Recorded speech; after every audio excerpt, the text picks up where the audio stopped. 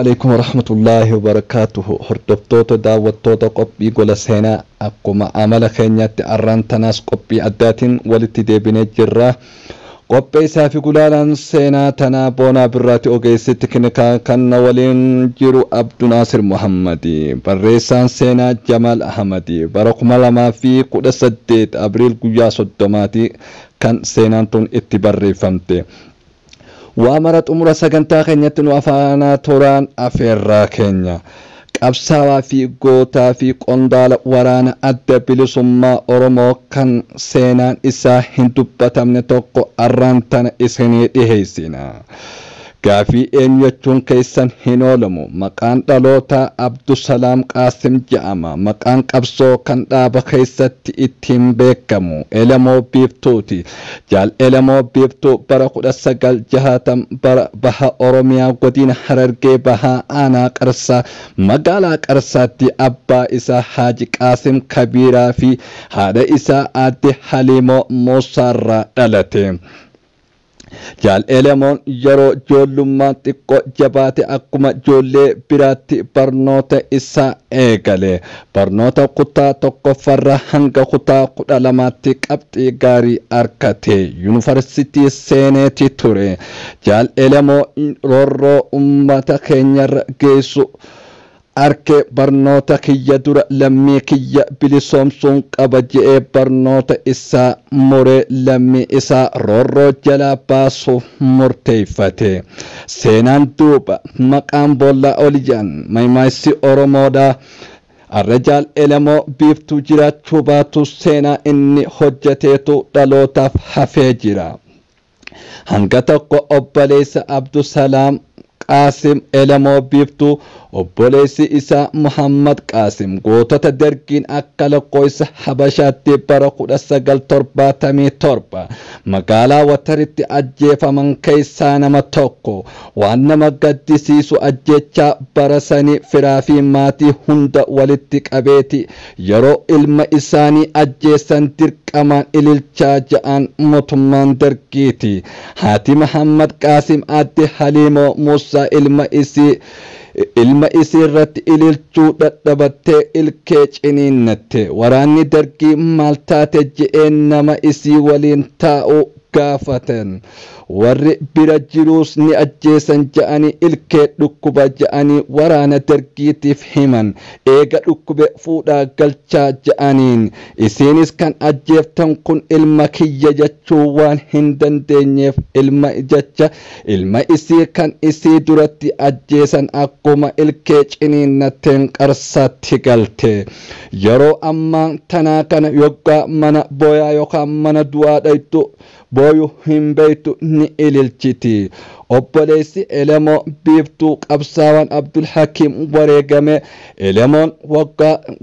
elemoo guyyaa sadaffaa isaattis wareegame. obboleettiin isaanii aadde Aziizaa Qaasim gaazexeessituun buufata raadiyoo Harartan turte. aadde Aziizaa Qaasim rakkuma wal fakkaatuun biyyarraa baate. seenaa isii duuba itti deebina.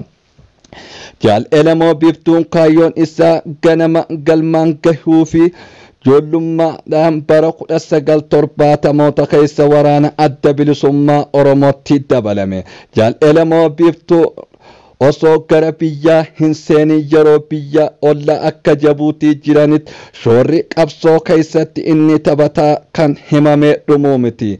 jaal elemoo biftuu intala takka qaba. jaal elemoo gootummaadhaan inni guyyaan dabalaa deemu yeroo gabaabaa keessatti sadarkaa hoggansa olaanaa akka geesse warri arra lubbuun jiru ragaa baha. jaal elemoon hogganaa miseensota waraana isaa dura deemu malee hogganaa waraana dura deemu hin turre.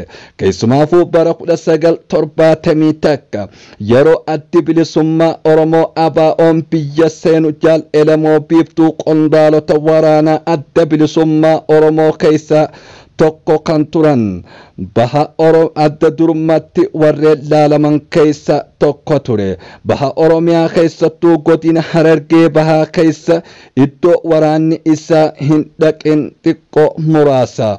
waraanni isaa iddoo dhaqetti diina injifatu malee injifatame galee hin beeku. Jaal elemoo biftuu loltuudhaas qondaalaas lolee lolchiisutti amaanaa lolchiisuu qofaatu isaaf eenyummaadha malee gootummaadhaatti. Jaal elemoon yeroo loltoota diina 2 fi 3 harkaan qabeeti isaanii lubbuun jiru fuula keessa laalee ajjeesu malee gammachuu hin qabu. Jaal elemoon haala kanaan aangoon hoggantummaadhaa waraanaa fi naannoo gaara mul'ataa guututti kennameefi teessoon waajjira isaa guddaa magaalaa Korfaa Callee yookaan konyaa gaara mul'ataa Korfaa Calleeti. Waraanni diinaa kan fuula gaara mul'ataa achi deemu kajeelu dildila daawwee irratti qaxara cabsee karatti hambisa. Waraana isii lubbuun jirtu harkaanis qaqqabee booji'aa ture. Jaal elemoo biftuu gootummaa keessa dabre nama ofitti amanummaa fi waraana isaarraa qabu kan ture yoo ta'u, keessumaafuu loltoonni diinaa kun lola adda addaa laga daawwee irratti kan isaa wajjin wal lolan yoo ta'us takka laga daawwee Tigreen achi tarkaanfattee hin beektu. Keessumaafuu bikka dhaqee je'ee taphatee nama waraana ofirra osoo hin tahin mataa ifirra abdii guutuu qabu. Wayyaaneen waraana ABO baha Oromiyaa iddoo hedduu keessaa baaftee gaara mul'ataa seenuuf abuurte. Waraanni humna adda addaa of keessaa qabu gara gaara mul'ataa ergite. Akkuma amala isaatti dildila daawwee irratti laga gobeelletti ida'e. Daawwattoota hordoftoota keenya seenaa jaal elemoo biftuu kutaa tokkoffaa isaa asumarratti xumurra. Torbaan kutaa lammaffaadhaatiin jaal elemoo biftuu goonni allaattii miti namaami gubbaa hin bararre kun bifa akkamiin ajjeefame eessatti akka du'e waamara seenaa guutuu kan isin biraan geenyu ta'a. Ogeessi tiknikaa Abdunaasir Muhammad, qopheessaan gulaalaa seenaa tana Boonaa Birraati, barreessaan seenaa Jamaal Ahmad, sirbaa Adam Haarun kana isin afeerreeti ka gargar baanu tana. Gootawwan Oromoo kan jiru kana isin biraan geenye kan gargar baanu ta'a.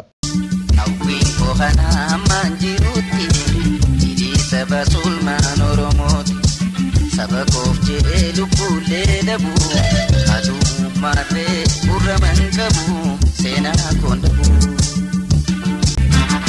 Kootoowwan qabee qabsoodhaa